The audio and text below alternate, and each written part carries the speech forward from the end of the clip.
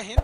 भारत से जितने लोग क्राइम करते हैं, चाहे वो फाइनेंशियल हो या कोई भी हो, चाहे मर्डर या टेरर टाइप के जितने बड़े अपराध होते हैं, इसको करने के बाद वो विदेश भाग जाते हैं। और विदेश में भी सबसे ज़्यादा वो लंदन को प्रीफर करते हैं। ऐसा क्यों होता है? ऐसा नहीं है कि केवल भारत के लोग लंदन भागते हैं। पाकिस्तान के प्रधानमंत्री नवाज शरीफ के ऊपर जब भ्रष्टाचार के आरोप लगे, वो भी लंदन भाग गए।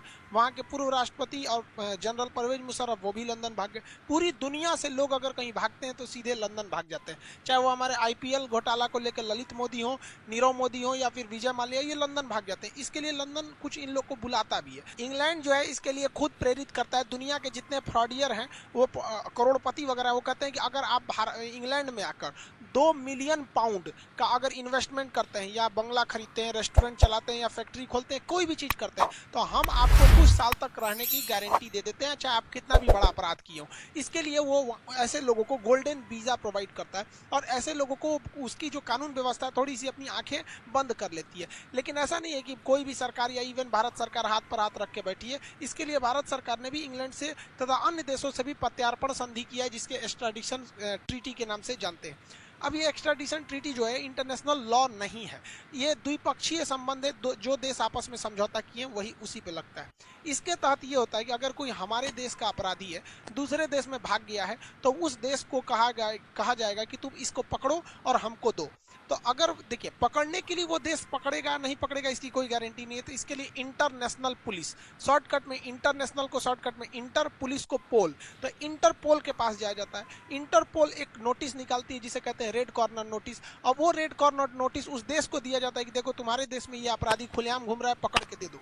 लेकिन फाइनेंशियल केस में क्या होता है कि व्यक्ति खुलेआम घूमता ही है, जैसे नीरव मोदी हो गया, विजय माल्या हो गए, ललित मोदी खुलेआम घूमते हैं। लेकिन जैसे दाऊद इब्राहिम जैसे लोग, ये लोग खुलेआम नहीं घूमते हैं। तो जो छुप के उन्हें पकड़ने के लिए रेड कॉर्नर नोटिस लाया जाता है, उसके बाद प्रत्यार्पण कराया जाता है। लेकिन जो खुलेआम घूमते हैं उनके लिए प्रत्यार्पण कराया जाता है। तो भारत ने 1992 में ही प्रत्यार्पण संधि कर लिया था। लेकिन इस संधि में कहा गया है कि किसी भी मिलिट्री लीडर को आप मतलब हम प्रत्यार्पण नहीं करेंगे। जैसे म्यांमार में क्या है, मिलिट्री ने सत्ता परिवर्तन कर दिया, बाद में आंग सान सूकी आएंगी और आंग सान सूकी नियम बना के मिलिट्री के रूलर को फांसी दे देंगी, तो भाग जाएगा इंग्लैंड। और इंग्लैंड कहेगा कि आप हमसे समझौता किए हैं चाहे नहीं किए, हम मिलिट्री के लीडर को नहीं देंगे। इसीलिए देखिएगा जितने भी मिलिट्री लीडर हैं जो इस तरह से भागते हैं, इंग्लैंड भाग जाते हैं। दूसरा कहा जाता है कि पॉलिटिकल लीडर्स को हम प्रत्यार्पण नहीं करेंगे। जैसे अभी जो बाइडन आए हैं, अगर मान के चलिए डोनाल्ड ट्रंप पे 20 केस लगाएंगे तो भाग आएंगे डोनाल्ड ट्रंप लंदन में। तो ये दो लोग तो सीधे सीधे बच सकते हैं, मिलिट्री और पॉलिटिशियन वाले लोग। क्योंकि आप ऐसा पॉलिटिशियन लोग भी बहुत ज़्यादा कभी कभी, जैसे इंग्लैंड इसमें चाइना में क्या होता है, कोई भी अगर सी जिनपिंग के खिलाफ आवाज उठाता है तो या तो गायब कर दिया जाए तो मार दिया जाएगा। तो वो लंदन भाग जाएंगे और लंदन खुलेआम कह देगा कि भाई हम पॉलिटिकल असाइलम, राजनीतिक शरण लेने वाले को हम देते नहीं हैं।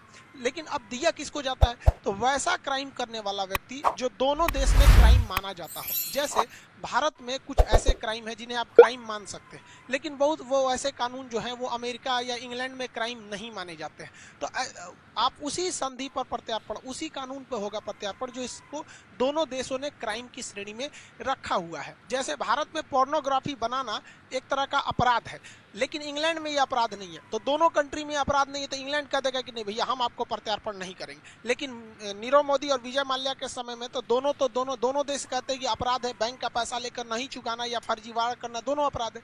इसके अलावा कहा जाता है कि ऐसा नहीं है कि आप आइएगा कहिएगा कि फला आदमी आपके यहाँ देश में है, हमको दे दीजिए, हम इस पर मुकदमा चलाएंगे। आपको पहले उसका प्रॉपर एविडेंस, सबूत दिखाना पड़ेगा। सबूत दिखाने के बाद आपको इस बात की गारंटी देनी पड़ेगी कि जो सबूत दिखाए हैं, जिस मामले में केस चल रहा है, जिस मामले के लिए आप इससे प्रत्यार्पण ले जा रहे हैं, आप वही केस चलाइएगा अपने देश में। ऐसा नहीं है कि भारत से इंग्लैंड से ले जाइएगा नीरव मोदी को बैंकिंग फ्रॉड के लिए कि PNB घोटाला किया है और वहां ले जाके मर्डर केस चला दीजिएगा। ऐसे में आपको प्रत्यार्पण नहीं किया जा सकता है। तो भारत ने ये सारे एविडेंस दिए, उसके बाद भी मामला अटक जाता है कि मान के चलिए हमने सारा एविडेंस दे दिया, लेकिन उस देश के साथ हमारा प्रत्यार्पण संधि यानी एक्स्ट्राडिशन ट्रीटी नहीं हुआ है, तो वो देश देने से मना कर देगा, कहेगा हम इसको क्यों देंगे, इससे तो हमको फायदा हो रहा है, ये जिस होटल में रुका है उसको रोजगार मिल रहा है, डेली इधर उधर नाश्ता चाय पानी करबे करता है, हमको फ्री में मिल रहा है, विदेश वाला को कोई क्यों लौटाएगा। तो समझौता भी होना चाहिए। तो भारत हर एक चीज़ किया है, समझौता भी किया है, एविडेंस सब चीज़ बता रहा है। इसके बावजूद इंग्लैंड जो है, आप कुछ भी कर दीजिए आपके केस को फंसा देता है, क्योंकि इंग्लैंड इस तरह जानबूझ के कहता है। कहता है इंग्लैंड कि हमारा समझौता से बहस नहीं है, पहले ये कोर्ट डिसाइड करेगी कि हमें लौटाना है या नहीं, यानी जो जो चीज़ें जरूरी हैं ये कोर्ट में जाएगा। और ये शुरुआत करता है इंग्लैंड डिस्ट्रिक्ट कोर्ट से। अब आप बताइए भैया, डिस्ट्रिक्ट कोर्ट में 3 साल लटक जाएगा मामला।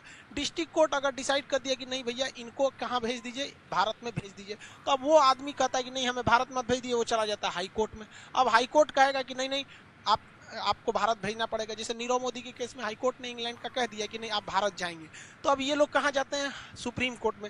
लेकिन सुप्रीम कोर्ट में जाने से पहले यहाँ इन्हें एक और मतलब परमिशन लेनी पड़ती है हाई कोर्ट से कि ये मामला सुप्रीम कोर्ट के लायक है कि नहीं। तो नीरव मोदी के केस में जज ने कह दिया हाई कोर्ट का कि नहीं आप भारत ही जाएंगे, आपको ये मामला इंग्लैंड जाने मतलब सुप्रीम कोर्ट जाने लायक नहीं है। लेकिन अगर सुप्रीम कोर्ट जाने लायक रहता तो 1-2 साल और फंस जाता, तो यहाँ तो खत्म हो गया। लेकिन सबसे ज़्यादा अगर किसी को बचाता है तो इंग्लैंड का एक वो है European court of human right. Europe के देशों ने ह्यूमन राइट को बहुत ज़्यादा वैल्यू देते हैं और ये कहते हैं कि भाई जब तक ये कोर्ट नहीं कहेगा कि आपको किया जाए प्रत्यार्पण तब तक नहीं करेंगे। अब ये लोग छोटे से छोटे चीज़ को ध्यान देते हैं कि आप इनको जब ले जाएंगे तो वो जेल कैसा है, उस जेल की हॉस्पिटल व्यवस्था कैसी है, बिल्डिंग कैसा है, मतलब कहीं ना कहीं से मामला फंसा के कह देते हैं कि नहीं वो जेल ठीक नहीं है, हम आपको जाने नहीं देंगे। अभी क्या है कि नीरव मोदी के साथ अभी भी ये मामला थोड़ा सा अटक सकता है, क्योंकि उनका कहना है कि भाई जो मुंबई का आर्थर रोड है उसकी व्यवस्था ठीक नहीं है। लेकिन इनका आना एकदम फिक्स हो गया है, क्योंकि आर्थर रोड जेल में कुछ कोरोना के मरीज भी मिले थे। हालांकि अब वहाँ भी कोरोना के केस कंट्रोल में है और नीरव मोदी जब आएंगे तो उनको आर्थर रोड जेल के बैरक नंबर 12 में रखा जाएगा। वहाँ पर संजय दत्त को भी रखा जा चुका है, अजमल कसाब जैसे लोगों को भी वहाँ पर रखा जा चुका है। वो बहुत ही ज़्यादा सेफ्टी वाला वो जेल है। अब इनका यहाँ पर आना फिक्स हो गया। लेकिन बात अटक जाती है कि कब तक हम लोग ऐसी लंबी प्रक्रिया को लेके चलेंगे। एक बार district court, high court, supreme court, फिर वहाँ के ह्यूमन राइट कोर्ट में जाएगा, फिर मामला अटक जाएगा। हम लोग 131 ऐसे भगोड़े लोग हैं जिन्हें हम लाना चाहते हैं, जिसमें अब तक केवल 2 ठो को लाने में कामयाबी मिली है। मतलब 1% से 2% लोग को ही हम लोग ले आ पाते हैं, बाकी को नहीं ला पाते। तो इसके लिए हमें एक लॉन्ग टाइम सोचना पड़ेगा। हमें एक स्पेशल जेल बनाना पड़ेगा जिसका नाम जेल ना लग के कोई और नाम रखा जाए। जैसे आगा खान पैलेस था, भारत में अंग्रेजों ने बनवाया था, उसी टाइप का कोई पैलेस वगैरह रखा जाए जिसमें खूब बढ़िया इंफ्रास्ट्रक्चर हो, उसका जो गेस्ट रूम की तरह उसका बेडरूम वगैरह हो, गार्डन वहाँ बहुत अच्छा हो, जिम वगैरह की भरपूर व्यवस्था दी जाए वहाँ पर, और एकदम बढ़िया योगा मेडिटेशन ग्राउंड हो अच्छे से टहलने वगैरह के लिए, हॉस्पिटल की व्यवस्था, ए ग्रेड स्विमिंग पूल से लेकर इंडोर का जितना गेम है ये सारी व्यवस्थाओं को वहाँ रख दिया जाए। बेहतरीन ढंग का वहाँ पे रेस्टोरेंट टाइप का अंदर बना दीजिए, किचन हो, वेल फर्निश बाथरूम वगैरह हर चीज़ बढ़िया हो, लाइब्रेरी हो, अपना सारा चीज़ हो, और उसको वेल एस्टेब्लिश करके इंग्लैंड का जो कोर्ट है उसको और जो वहाँ का ह्यूमन राइट कोर्ट है उसको एक बार निमंत्रण दिया जाए कि आप आइए हमारे यहाँ, हम खर्च देते हैं और जांच कीजिए कि हमने ये जो व्यवस्था दिया है इसमें कोई कमी तो नहीं है। और अगर वो कमी कहते हैं तो फिर उसको फिर से सुधार के उनसे NOC ले लिया जाए, नो ऑब्जेक्शन सर्टिफिकेट, कि ये बहुत अच्छा पैलेस है। उनको बताना नहीं है कि जेल है, मैं तो सोच रहा फिर अटका देगा सब, पहले उनसे सर्टिफिकेट ले लेना है। और ये जितनी चीज़ें बनवाना है उसको कोशिश ये करना चाहिए भारत सरकार को कि उस कंपनी से दिया जाए जो इंग्लैंड की महारानी का महल बनाया है। हर चीज़ जो कंपनी का उनके यहाँ टॉयलेट बाथरूम है वही लगवाओ, किचन जो वहाँ बना मतलब एकदम सेम, ताकि इंग्लैंड का कोई भी कोर्ट या फिर ह्यूमन राइट ये ना कह सके कि इस महल में, इस पैलेस में किसी चीज़ की कमी है। जब ये बन जाए ना तब भारत के लिए सही है। अब वहाँ पे प्रत्यार्पण किया जाएगा तो ये ह्यूमन राइट वाले कहेंगे कि जिस जेल में ले जा रहे हैं व्यवस्था नहीं है, तो कहा जाएगा देखिए 2 साल पहले आप ही लोग घूमने गए थे भारत में, कहते कि 1 नंबर व्यवस्था है, उसी पैलेस में ले जाएंगे, वो जेल नहीं है पैलेस है, वहीं ले जाएंगे। तो एक रास्ता ये बच सकता है हम लोग के लिए, ये काफ़ी अच्छा है, क्योंकि वो लोग नॉर्मल जेल भारत का देखिएगा ना, तो हम ये नहीं करेंगे किसी को जेल में ले आके फैसिलिटीज़ दिया जाए। अरे कम से कम लाइएगा तो बढ़िया जगह रख के थूरेगा आदमी, कोई जरूरी है कि खराब जेल में थूरेगा? थूरने के लिए ऐसे ही बढ़िया जगह बढ़िया कुर्सी पे बैठा के थूरेगा आदमी, ऐसा थोड़ी कर रहे हैं कि आप थूरिएगा नहीं, लेकिन लाइए, क्योंकि इससे क्या होता है अटक जाता है, लोगों का मन बढ़ जाता है। ऐसा अंग्रेजों ने भी किया था।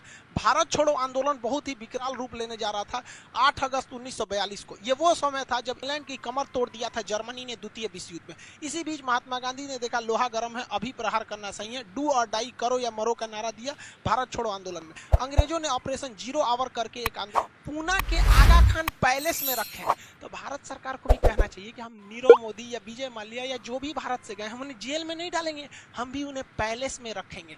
आओ तो भैया यहाँ पर, ताकि कुछ मतलब वो लोग अड़ंगा ना लगा। आंदोलन चलाया, मतलब एक ऑपरेशन चलाया और रातों रात सारे नेताओं को गिरफ्तार कर लिया गया। इसी में महात्मा गांधी को गिरफ्तार करके आगा खान पैलेस में रखा था। जरा इतिहास से सीखिए, क्या भारत में जेल की कमी थी? लेकिन आगा खान पैलेस में रखा और लोगों के संभावना सिंपैथी जीता कि हम महात्मा गांधी को जेल में थोड़े रखें सके। कहा जाता है ना, इतिहास से हमने यही सीखा है कि इतिहास से हमने कुछ नहीं सीखा है। इतिहास से कुछ सीखना चाहिए कि आखिर अंग्रेज पागल थोड़ी थे कि जो गांधी जी को महल में रखेगा सब। नहीं तो इसको काउंटर करने के लिए भारत सरकार को भी नेशनल ह्यूमन राइट्स में यह कह देना चाहिए कि कोई भी विदेशी, खास करके यूरोप का व्यक्ति या इंग्लैंड का व्यक्ति, अगर वहां कोई फ्रॉड करता है तो भारत में आ सकता है, वो भी यहाँ पे 200-400 करोड़ का इन्वेस्टमेंट कर दे, कोई दिक्कत नहीं, हम भी उसे रहने देंगे। और अगर इंग्लैंड चाहता है कि उन्हें वापस इंग्लैंड में ले जाया जाए, कोई दिक्कत नहीं है, आप भारत में आइए, हम भी लौटा देंगे, लेकिन पहले डिस्ट्रिक्ट कोर्ट में मुकदमा लड़िए, डिस्ट्रिक्ट कोर्ट के बाद हाई कोर्ट जाइए, सुप्रीम कोर्ट जाइए। अरे भाई साहब, जिस दिन इंग्लैंड को ये झेलना पड़ेगा उसे समझ जाएगा कि भारत की में क्या व्यवस्था है। जो चीज कोर्ट कचहरी में गया अटका का अटका ही रह जाता है, चाहे वो एसएससी में गया या कोर्ट में गया, ये तो अटकाने में एकदम माहिर है सब। तब इंग्लैंड को समझ में आएगा कि नहीं भाई, हमारा दर्द नहीं है, तुमको बहुत मजा मिलेगा। ऐसा करना चाहिए, क्योंकि हाथ पे हाथ रखेंगे ना कोई फर्क नहीं पड़ता है इंग्लैंड वगैरह को। ये सब आज क्या सुधरे हैं सर? यही साले हैं सब ना जिन्होंने 200-200 साल तक गुलाम बना के रखा, लोगों को कोड़े से मारा। आपको क्या लगता है इन सालों में इंसानियत है? जलियांवाला बाग यही ना कराए थे सब, आज टाई पहन के घूमता है सब। ऐसा नहीं है सब, वो भारत की श्रेष्ठता है, देख रहा है सब कि भारत से ऐठेंगे तो अब काम नहीं चलेगा, वरना आज मौका मिले तो आज ये कचल डालेंगे सब। 2003 की घटना है, रूस के 2 बड़े बड़े उद्योगपति थे, वो रूस को छोड़कर भाग गए इंग्लैंड में, और रूस ने बहुत कोशिश किया, इंग्लैंड को मनाया कि भाई वो हमारे यहाँ से लोन लेके भागा है, उसको दे दो तुम हमको। लेकिन यहाँ इंग्लैंड कहता नहीं, को पहले डिस्ट्रिक्ट कोर्ट में केस चलेगा, फिर हाई कोर्ट में चलेगा, दोनों में केस ये जीत गया। अब ह्यूमन राइट वाले कह सके आपके यहाँ जेल में व्यवस्था नहीं है। पुतिन ने कहा ठीक है कोई बात नहीं, मत दो, हमको चाहिए भी नहीं। पुतिन ने 2003 में अपने जो जासूस थे, हर देश के जासूस होते हैं जैसे भारत के जासूस होते, अपने जासूसों को इंग्लैंड भेजा, पता कराया कि ससुराल दोनों बिजनेसमैन रहता कहाँ से।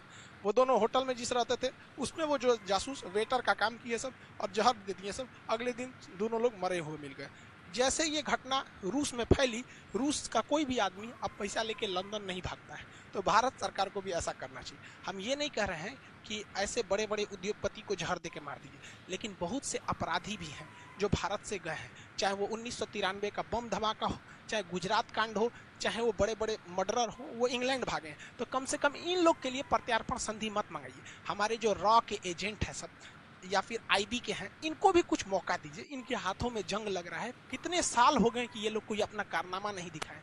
1-2 बार ऐसा होगा ना तो भारत से भी वहां लोग जाने में थोड़ा सा कतराएंगे। और कौन सा हमें खुलेआम AK-47 लेके जाना है? कुछ मोसाद से सीखा कीजिए लोग भाई साहब, कि हम लोग की भी इन रॉ वालों को कुछ छूट दीजिए। देहात में कहावत कहते हैं, भय बिना प्रीत कहाँ। अगर डर खत्म तो प्रेम खत्म हो जाता है। इसका एग्जाम्पल देखिए, यूएसए के पास इतना ज्यादा हथियार, इतना पैसा, सब कुछ है कि अगर अमेरिका से कोई भी व्यक्ति भागता है इंग्लैंड में तो उसमें से 95% लोगों को ये प्रत्यार्पण करके वापस बुला लेता है।